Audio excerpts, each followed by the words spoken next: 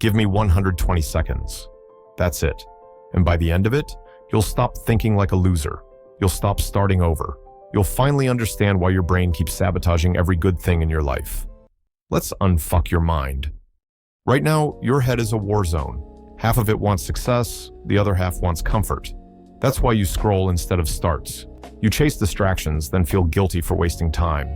But guilt doesn't fix anything. It just keeps you stuck. Your brain isn't broken, it's just trained wrong. You've rewarded yourself for chaos so long that peace feels boring.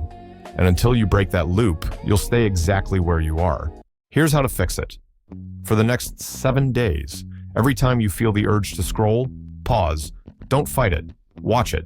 That's your brain begging for stimulation. Now, replace that urge with movement. Push-ups, a walk, writing one line in a notebook, anything that demands effort.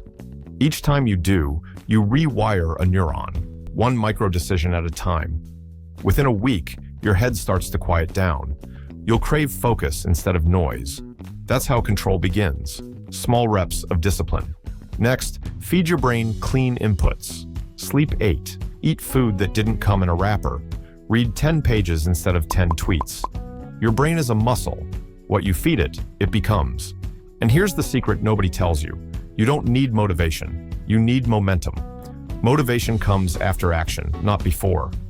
So stop waiting to feel ready. Move first, feel later.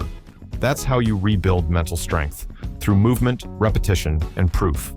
You don't need a miracle.